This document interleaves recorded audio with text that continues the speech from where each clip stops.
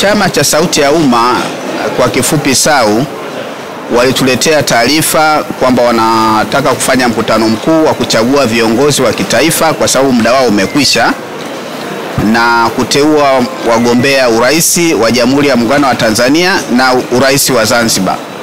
Kwa mujibu wa sheria ya vyama vya siasa ni kwamba mgombea urais wa Jamhuri ya Muungano wa Tanzania lazima ateuliwe na mkutano mkuu, na mgombea urais wa Zanzibar anaweza kateuliwa na mkutano mkuu au anaweza kateuliwa na mkutano wa halmashauri kuu ya chama cha siasa. Kwa hiyo leo ndo wameandaa mkutano wao huu, wanafanya mkutano wao leo tarehe 28 Mei 2025, na wamejiandaa vizuri kama mmeona. Sasa hivi wanaendelea na uteuzi wa kupiga kura kwa ajili ya uteuzi wa mgombea urais wa Zanzibar. Kwa hiyo hili ni takwa la kisheria, na kabla yao kuna vyama vimetangulia kufanya uteuzi wa wagombea. Wameshafanya CCM, wameshafanya NCCR Mageuzi, wameshafanya NLD, wameshafanya UPDP, na hivi sasa ofisi ya msajili wa vyama vya siasa tuna ratiba pale ya vyama vya siasa vilivyobaki kufanya uteuzi wa wagombea, isipokuwa wale ambao walisema wenyewe kwamba hawatoshiriki uchaguzi. Kwa hiyo tuna vyama 18 pale wameshatuletea taarifa watafanya uteuzi wa wagombea, na sisi ofisi ya msajili wa vyama vya siasa ni wajibu wetu wa kuja kuangalia katika uteuzi wao wagombea na kuchagua viongozi wa vyama wanafuata sheria ya vyama vya siasa, wanafuata katiba yao, wanafuata kanuni zao. Kwa hilo ndio jambo la msingi ambalo linatokea hivi sasa. Na ofisi ya msajili, ni vitu gani ambavyo huwa mnavizingatia zaidi mnapokuja kwenye mikutano kama hii, hasa kwenye swala la uteuzi wa wagombea? Asante sana. Tunapokuja hapa, kwanza ni kuangalia zile taratibu za sheria ya vyama vya siasa zimefuatwa, na mmoja wapo kama niliyosema kwamba mgombea urais anapaswa kuteuliwa na mkutano mkuu. Tunaangalia wajumbe wa mkutano mkuu wapo. Huu ni mkutano mkuu, na mkutano mkuu unakuwa na wajumbe wa mkutano mkuu, na ili uwe mkutano mkuu inatakiwa akidi iwe imetimia. Kwa hiyo tunawategemea wasome akidi.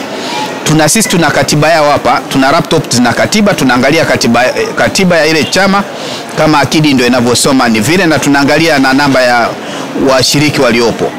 Kwa hivyo ndio vitu vya msingi. Pia tunaangalia utaratibu unaofuatwa wa kuteua wagombea, kwamba kama katiba yao imesema mgombea anatakiwa ili kupitisha lazima kura za siri zipigwe. Kama hivyo mnaona kuna kura za siri zinapigwa. Kwa hiyo tunaangalia kweli kura za siri zinapigwa.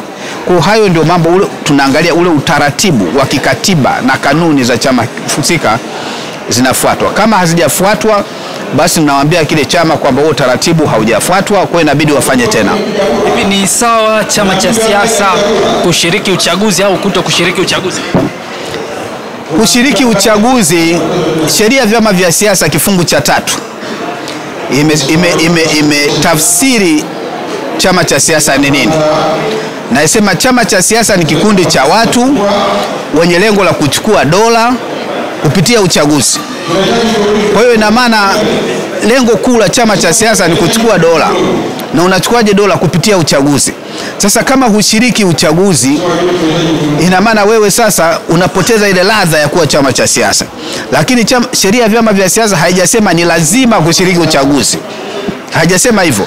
Kwa chama cha siasa kinashiriki uchaguzi kwa kuangalia malengo yake, kwa kuangalia muktadha wa wakati huo, kama kina umuhimu wa kuweka mgombea urais, kama kina umuhimu wa kuweka wagombea. Kuna chaguzi zingine ndogo, kuna vyama vinashiriki, vingine havishiriki. Kwa hata katiba yetu haijasema kwamba ni lazima ushiriki. Kwa kushiriki uchaguzi ni hiari ya chama, ingawa ni muhimu.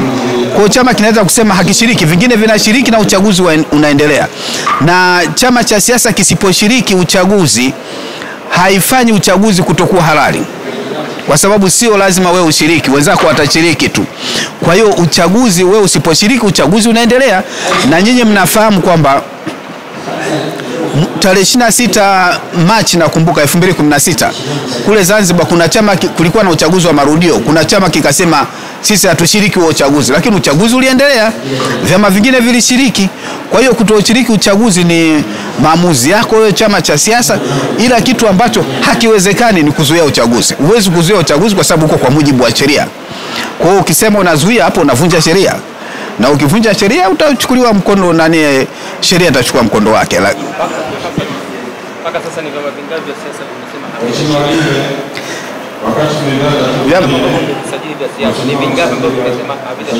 kwa hivi sasa tunasikia, na nyenye mmeshasikia, kuna chama kimoja tu ambacho kimesema kwamba wao hawatoshiriki na hawakwenda hata kusaini maadili, na tume ya uchaguzi tarehe 12 Aprili 2000 iliandaa zoezi la kusaini maadili, wakasema hawaji, wakasema hawashiriki uchaguzi, na ndio wamesema wenyewe kwa wao wamejitoa kwenye kushiriki uchaguzi. Kwa vyama 18 vimeshathibitisha kushiriki uchaguzi. Hiki chama kimoja chenyewe ndio kimesema akishiriki. Kwa uchaguzi unaendelea, na kama mmevyoona uandikishaji umeshaanza, na sasa hivi tume wanakwenda kwenye awamu ya pili, na sisi ofisi ya msajili wa vyama vya siasa ni jukumu letu kusimamia uteuzi wa wagombea ndani ya vyama vya siasa ili waende kule wakaombe kuteuliwa na tume ya uchaguzi. Uteuzi wa wagombea unaendelea kama mnavyoona hivi leo, SAU wanafanya uteuzi. Kwa hiyo mchakato wa uchaguzi unaendelea, uchaguzi utakuwepo, uchaguzi upo, hauzuiliki kwa sababu upo kwa mujibu wa Katiba ya Jamhuri ya Muungano wa Tanzania, upo kwa mujibu wa sheria ambazo zimetungwa na Bunge la Jamhuri ya Muungano wa Tanzania, na upo kwa mujibu wa sheria kule Zanzibar ambazo zimetungwa na Baraza la Wawakilishi. Na Watanzania wanajisikia fahari kuchagua viongozi wanawapenda, na nchi hii niwaambie jamani, katika nchi ambayo ina demokrasia ya hali ya juu ni pamoja na Tanzania. Kwa sababu Tanzania ndio nchi ambayo wewe unaweza kuwa unalalamika mtaani tu. Ndio, upo mtaani, uko kwenye vyombo vya habari, nyewe kuna mtu anawazuia kuchukua habari? Hakuna. Mtu anakuja asema naomba mageuzi haya, nalalamikia jambo hili, unalalamika wazi, unaongea wazi. Hiyo ndio demokrasia. Kwa sababu kuna nchi ambayo huwezi wewe hata kwenda kwenye chombo cha habari ukaongea. Sasa hii nchi yetu na demokrasia hali ya juu. Wao wote ambao wanatamani mabadiliko fulani wanayasema, wale ambao wanasema mabadiliko tushafanya yako vizuri wanasema. Kwa hiyo kila mtu anasema lake kwa mujibu wa katiba, ili mradi uvunje sheria. Ukivunja sheria unashughulikiwa, kwa sababu uhuru wa kuongea haukupi wewe tiketi ya kuvunja sheria. Kuwa mwanasiasa hakukupi tiketi ya kuvunja sheria. Ukivunja sheria unakuwa kama raia wa kawaida, ukishughulikiwa unashughulikiwa kama raia wa kawaida. Vyama vya siasa vinakutana kama hivi, vinateua wagombea. Kwa demokrasia yetu kwa kweli iko vizuri sana, na sisi tunamshukuru Mungu. Na tunachoomba tu amani iendelee kudumu, utulivu uendelee kuwepo, na umoja wetu uendelee kudumu. Kama hapa mnaona kwenye mkutano huu kuna Wazanzibari hapa, kuna watu wanaotoka Tanzania bara tupo, kuna watu wanaotoka maeneo tofauti ya Tanzania bara, kuna watu wanaotoka maeneo tofauti ya Zanzibar, wapo hapa kwenye chama chao, wanafanya kazi ya kuteua wagombea, wanafanya kazi ya kuteua viongozi wao. Kwa kweli tunajivunia sana nchi yetu, tunajivunia sana demokrasia tulionayo. Asante sana. Naibu, labda la mwisho hapo, huwa mnapata fursa pia ya kuweza kusikiliza, kwa sababu nyinyi ni walezi wa hivi vyama, mnapata fursa ya kuweza kusikiliza malalamiko au chochote ambacho kinachohusiana na hivi vyama kwa ujumla? Vyama vya siasa wajibu wao kwanza lazima uelewe. Kama nilivyosema, moja ni kushiriki uchaguzi ili kuchukua dola. Wana wajibu mwingine wa kunadi sera zao, si ndio? Halafu wana wajibu mwingine wa kutoa maoni mbadala, sera mbadala, si ndio? Kwa sasa wewe wanapotoa sera mbadala, wewe unaweza ukaziita jina tofauti. Kuna wengine wanaita malalamiko, wengine wanaita maoni, wengine wanaita mapendekezo, si ndio? Kwa sisi tunasikiliza kama wananchi, ila sisi tunachoangalia katika ile kwa mujibu wa sheria yetu. Ukitoa maoni, ukitoa sera mbadala, ukitoa mapendekezo, usivunje sheria. Kwa sababu sheria yetu inakataza. Hata hapa imeongewa hapa hata na mwenyekiti wa SAU akasisitiza kwamba vyama vya siasa mnaponadi sera zenu msitumie lugha za matusi, msitumie lugha za dhihaka kwa viongozi. Kwa sababu viongozi wanaheshimika, hata nyewe wanahabari mna viongozi wenu. Utapenda mtu aje akamtukane kiongozi wako kisa anataka jambo, hamna mtu atakubali.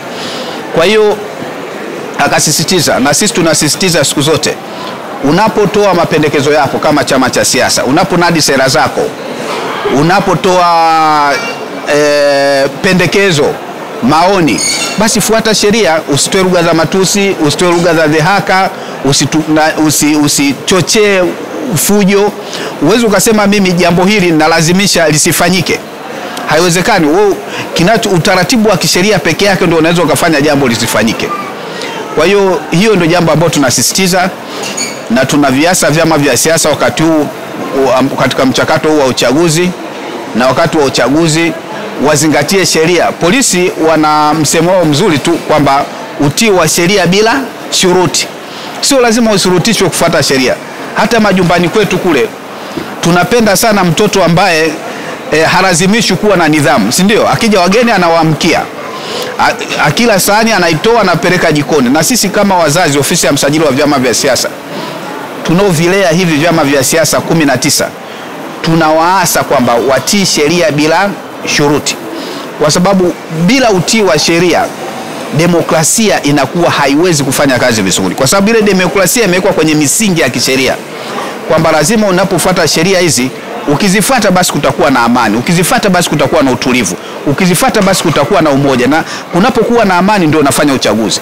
Huwezi kwenda kufanya uchaguzi kule Goma, Kongo, haiwezekani pale, si ndio? Kwa sababu pale tayari kuna tension. Kwa hapa amani yetu ni wafanya na uchaguzi kama hivi tunaongea na waandishi wa habari. Hata nyumbani kwako, kila mtu anaomba nyumbani kwake kuwe na amani, ndio mpange mambo ya maendeleo nyumbani, si ndio? Sasa na sisi tunasisitiza kwamba taifa letu liendelee kuwa na amani, umoja wa kitaifa tuendelee kuhudumisha, na tuendelee kuwa na utulivu, basi tutaendelea kuwa na demokrasia. Hakuna nchi ambayo imefikia kiwango ambacho nasema kila mwananchi kasema sasa nalala usingizi, kila kitu imelizika, kwa sababu binadamu wanaruka kila mmoja kutaka lake, si ndio? Hata huko Ulaya huko ambao wana demokrasia ya miaka 200 kuna wengine wanataka la kwake. Lakini demokrasia, hata kanuni za uchaguzi zinapimwa kwa viwango vya kimataifa, sio kwa kila anachotaka mtu, si ndio? Kwa sababu hata ukisema kila anachotaka mtu, hata jana wale jamaa wale wa kule South Africa wangetaka lile liwe goli, si ndio? Lakini wakaambiwa hii ni offside kwa viwango vya nini, vya michezo, si ndio? Kwa viwango ndio vinapima ule ubora wa jambo, sio unachotaka wewe, kwa sababu kwenye ushindani kila mtu anataka ashinde, anataka lake. Ndio maana tunaposema kwamba mageuzi ya uchaguzi yamefanyika, yako standard, yako vizuri, mambo ya uchaguzi yako vizuri nchini, yanapimwa kwa viwango vya kimataifa, sio kwa anachotaka mtu. Kwa hiyo ndio maana hata sheria tunaposema demokrasia nchi iko viwango vizuri, viwango vya juu, tunaipima kwa viwango vya kimataifa, tupime unavyotaka wewe. Kwa sababu tukiangalia vyombo vya habari mnafanya kazi kwa uhuru. Mtu hata anayotoa maoni anaongea tu, anaongea kwa uhuru. Basi hiyo ndio demokrasia. Kwa hiyo vinapima kwa vile viwango ambavyo vimewekwa duniani. Baada ya kusema hao, ni washukuru sana. Tunakushukuru.